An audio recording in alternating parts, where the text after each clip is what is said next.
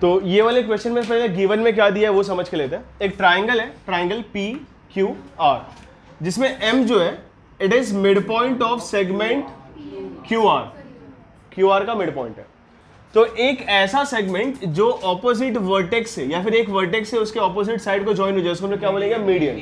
तो अपने को सबसे पहले दिया है in triangle P Q R, P M जो है वो मीडियन है, that means Q M is equal to M R मैं बोल सकता हूँ, या फिर मैं ये चीज बोल सकता हूँ कि M is mid point of segment Q R. M क्या है, मिड पॉइंट है किसका, क्यू आर का। Also they have given, diagrammatically आपको दिया हुआ है, लिख के नहीं दिया उन्होंने, डायग्राम बना के आपको बताया कि ये दो एंगल्स जो है वो कॉन्ग्रुएंट है। In triangle P M Q ये दो एंगल्स अपने को डायग्राम में दिखाया कॉन्ग्रुएंट है। अगर ये दो एंगल्स कॉन्ग्रुएंट है, व्हाट डज इट मींस कि एक्सएम जो है सेगमेंट एक्सएम या फिर एम एक्स कुछ भी बोल रहे हैं, वो बाइसेक्टर है एंगल पी एम क्यू का। किसका, एंगल पी एम क्यू का। तो यहाँ पे मेंशन किया हम लोगों ने कि सेगमेंट एक्स एम, या फिर मैं सेगमेंट एम एक्स आगे लिखने वाला हूं तो यहां पर भी एम एक्स लिख देता हूं। Segment M X is bisector of angle P M Q. Similarly यहां पे सेगमेंट अगर एम वाई देखूं मैं, segment M Y, segment M Y जो है it is bisector of angle P M R. तो segment M Y is bisector of angle P M R. What we have to prove is कि X Y is parallel to Q R. तो चालू कैसे करेंगे, पहले left hand side के triangle से चालू करेंगे। In triangle P M Q, in triangle P M Q, since ray X M बोलो या फिर एम एक्स बोलो, it is bisector of angle P M Q. तो by angle bisector theorem, by angle bisector theorem, P X upon X Q, P X upon X Q, it will be equal to, P X के side में कौन है, P M, P M upon Q M, P M upon लिख सकते हैं। Reason क्या आएगा, angle bisector theorem. और ये चीज का क्या आएगा, in triangle M, in triangle P M Q, in triangle P M Q, ray X M या फिर ray M X is bisector of angle P M Q. इसका रीजन क्या आएगा, गिवन, ये उन्होंने क्वेश्चन में ही दिया हुआ। सिमिलरली राइट हैंड साइड वाले ट्राइंगल में अगर हम लोग देखेंगे तो यहां पे M Y, ray M Y is bisector of angle P M R, that means P X upon X R, P X, sorry P Y, यहां पे वाई है, P Y upon Y R, P Y upon Y R, it is equal to P M upon M R, P M upon M R. ये जो रे है ये bisector, ये अपने को कहां से पता चला था, गिवन से। और ये कौन सी प्रॉपर्टी अप्लाई की हम लोगों ने, एंगल बाइसेक्टर थ्योरम। अब मुझे एक चीज बताओ, क्यू एम और एम आर का वैल्यू क्या है, सेम है। क्यू एम और एम आर का वैल्यू क्या है, सेम है, because M is mid point. M अगर मिड पॉइंट है तो जितना क्यू एम का लेंथ है उतना ही एम आर का लेंथ होगा। तो अगर मैं इक्वेशन नंबर 1 देखता हूं, मुझे पी एम दिखाई दे रहा है, यहां पर भी पी एम दिखाई दे रहा है, नीचे यहाँ पे क्यू एम है लेकिन नीचे यहाँ पे क्यू एम नहीं है। क्यू एम की जगह पे क्या आ गया, वहां पे एम आर। तो मैं क्या करूंगा, एम आर की जगह पे उसको रिप्लेस करूंगा क्यू एम से। Since M is mid point तो दोनों का लेंथ क्या रहने वाला है, सेम रहने वाला है। तो मैं उसके अगले वाले स्टेप में क्या लिखूंगा कि एम पी या फिर पी एम जिसको हम लोग बोलते हैं अपॉन एम क्यू, जिसको हम लोगों ने क्यू एम लिखा हुआ है, it is equal to M P upon M are.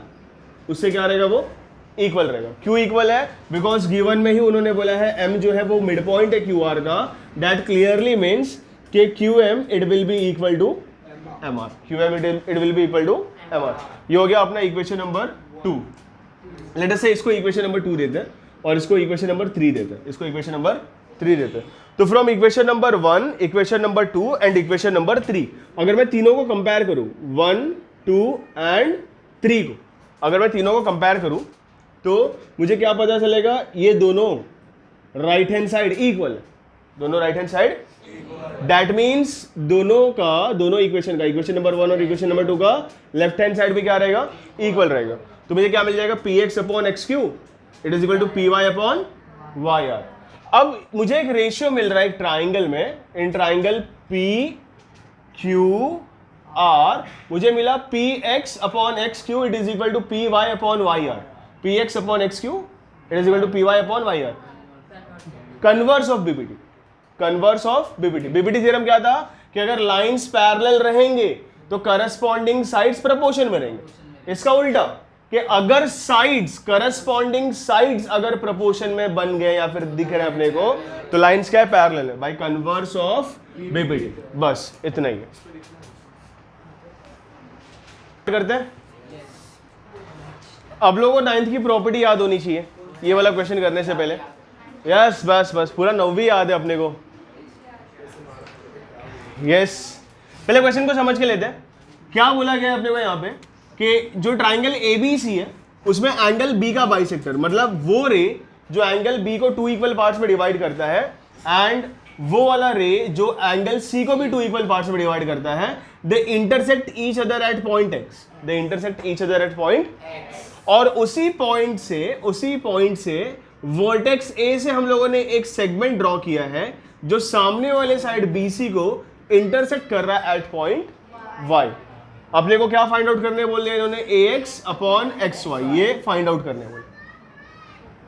अब इन्होंने हाँ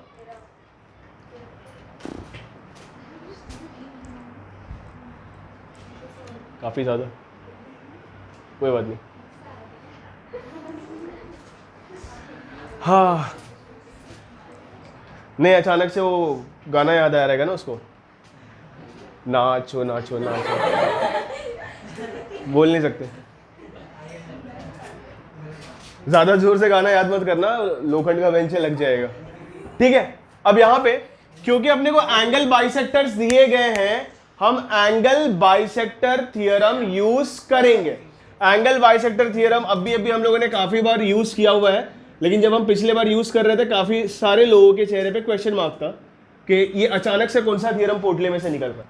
तो वापिस से एक बार हम लोग रिविजन ले लेते हैं कि अगर कोई बाइसेक्टर है एंगल का, ठीक है, तो बाइसेक्टर सामने वाले साइड को किसी भी दो साइड्स में जो है डिवाइड कर देता है। सो लेट अस से यहां पर अगर मैं बात कर रहा हूं ट्राइंगल ABC और यहां पे पॉइंट P की, कि bisector of angle B intersect segment AB या फिर sorry segment AC at point P, तो यहां पे AP upon PC, AP upon it is equal to AP के सामने वाला साइड कौन, AB अपॉन PC के सामने वाला साइड कौन, BC। तो ये अपना एंगल बाइसेक्टर थ्योरम में हम लोगों ने प्रूफ किया हुआ था। ये वाली प्रॉपर्टी अपने को यूज करनी है, 2 बार यूज करनी है अपने को। उनसे पहले मैंने पढ़ाया था यही वाले चैप्टर में, लेकिन आप भूल चुके हो। अच्छा याद है, बॉर्नविटा कॉम्प्लेन से दिमाग थोड़ी बढ़ता है, खाली हाइट बढ़ता है।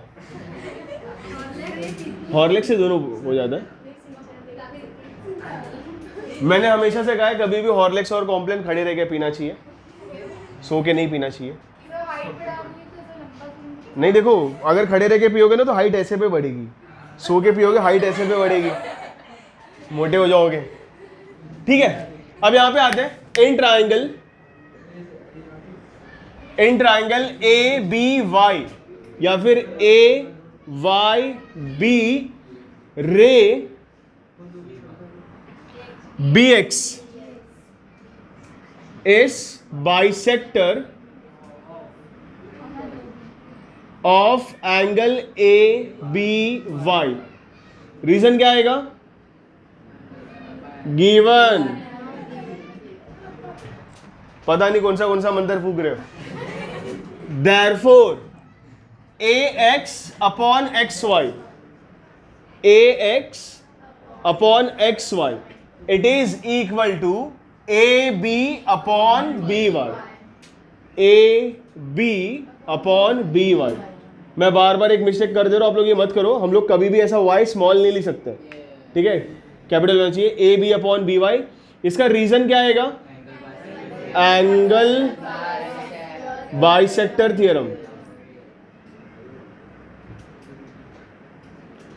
इसको दे देंगे equation number 1।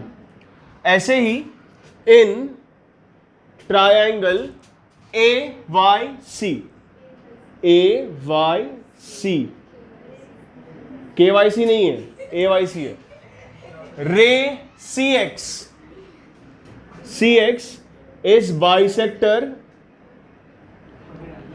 of angle ACY, therefore A X upon X Y, A X upon X Y, it is equal to A C upon Y C, it is equal to A C upon Y C. Reason same, angle bisector theorem.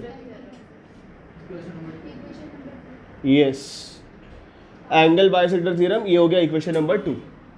अब from 1 and 2 मैं क्या लिख सकता हूं? From 1 and 2 A B upon B Y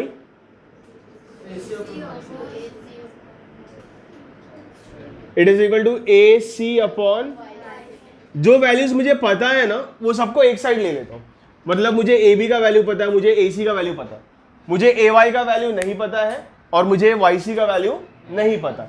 तो मैं यहां पे क्या कर दूंगा? Therefore A B upon B Y it is equal to, sorry A B upon A C it is equal to B Y upon Y C.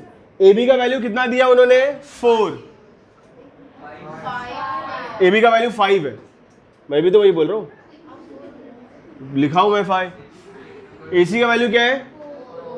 It is equal to B Y upon Y C. आपको किसका value दिया है? और आपको B C का value दिया है. कितना दिया है? यहां पे न्यूमरेटर में या डिनोमिनेटर में हम लोग बी सी ला सकते हैं क्या किसी तरीके से, ताकि मैं वहां पे उसका वैल्यू 6 सब्स्टिट्यूट कर दूं. या तो मुझे न्यूमरेटर में बी सी चाहिए या तो मुझे डिनोमिनेटर में बी सी चाहिए, ताकि मैं उसका वैल्यू सब्स्टिट्यूट कर सकूं और किसी एक का वैल्यू फाइंड आउट कर सकूं. अब इसके लिए एक जादुई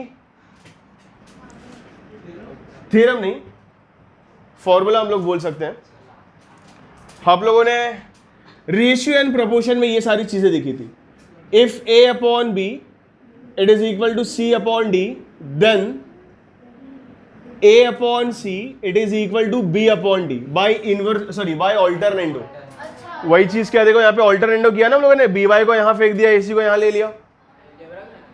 हाँ, ए प्लस बी तो होल स्क्वायर भी तो अलजेब्रा का है, ज्योमेट्री में यूज तो करते ही है.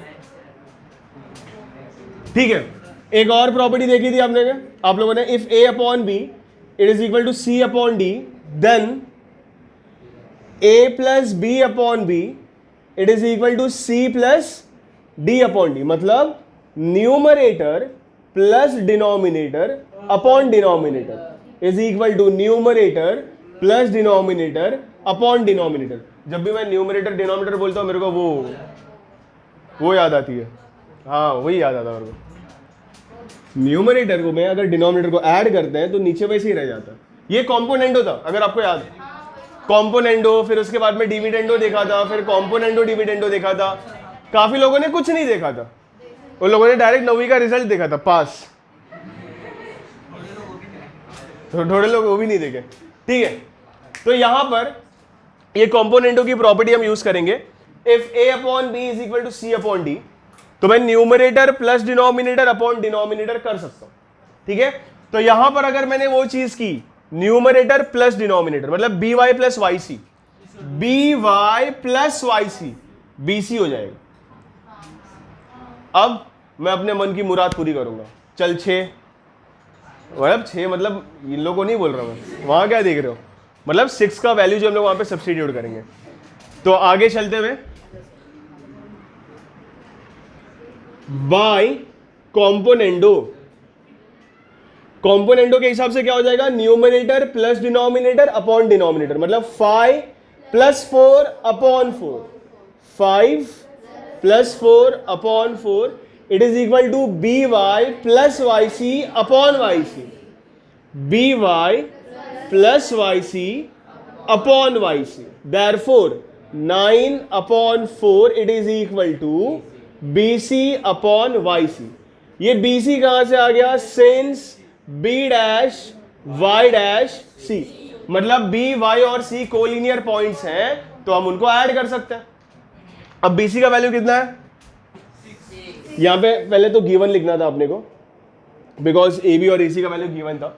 अब यहां पर भी हम लोग गिवन लिखेंगे. देयरफॉर मैं पहले क्रॉस मल्टीप्लीकेशन कर लेता हूं. 9 into Y C, 9 into Y C it is equal to 4 into B C. अब सब्सटीट्यूट करते हैं या फिर और एक स्टेप खींच लेते हैं. Y C it is equal to 4 into B C upon 9. Therefore, YC it is equal to 4 upon 9 into 6. ये कहां से आ गया? गिवन. कैंसिलेशन पॉसिबल है क्या यहाँ पे? 3 2 जा 3 3 जा क्या आएगा यहाँ पे? 8 अपॉन 3. तो therefore YC it is equal to 8 upon 3. इसको दे देंगे इक्वेशन नंबर 3. YC का वैल्यू कितना मिल गया? 8 अपॉन 3. अब मुझे बताओ कहीं पे अपना काम बन रहा है क्या? अपने पास AX अपॉन XY के दो वैल्यू थे. एक था AB अपॉन BY, एक था AC अपॉन YC. दोनों जगह पे सिर्फ एक प्रॉब्लम था. यहां पे मेरे पास BY का वैल्यू नहीं था सब्स्टिट्यूट करने के लिए, यहां पे मेरे पास YC का वैल्यू नहीं था सब्स्टिट्यूट करने के लिए. लेकिन अब मैं ये वाला इक्वेशन नंबर 2 यूज कर सकता हूं क्योंकि अब मेरे पास YC का वैल्यू है. तो मैं यहां पे क्या लिखूंगा आगे? From equation number 2. मैं ये वाले पार्ट में लिख रहा हूं, अब लोग कंफ्यूज नहीं हो जाना. Carried forward over here from equation number 2 मैं क्या लिखूंगा? AX upon XY it is equal to AC upon YC. Therefore AX upon XY it is equal to AC की वैल्यू कितनी? 4 डिवाइड बाई YC की value कितनी? 8 upon 3. 8 upon 3. Denominator का denominator कहां जाता है? तो AX upon XY it is equal to 4 upon 8 और ऊपर हो जाएगा इंटू 3. बराबर. अब यहां पे कैंसिलेशन पॉसिबल है क्या? है. 4 1 जा 4, 4 2 जा 8. तो क्या आंसर मिलेगा अपने को यहाँ पे? 3 upon 2. So therefore AX upon XY it is equal to 3 upon 2. ये आपका फाइनल आंसर है. और यहां पर आपको रीजन लिखना होगा गिवन एंड फ्रॉम 3. ठीक है. क्वेश्चन नंबर क्या है ये? क्वेश्चन नंबर 11 में गिवन में देखो आपको क्या दिया गया है कि AD is parallel to BC. AD is parallel to BC and if AD is parallel to BC we have to prove AP upon PD is equal to PC upon BP. अब यहां पे देखो AP कहां है? ये वाले triangle में. PD कहां है? ये वाले ट्राइंगल में.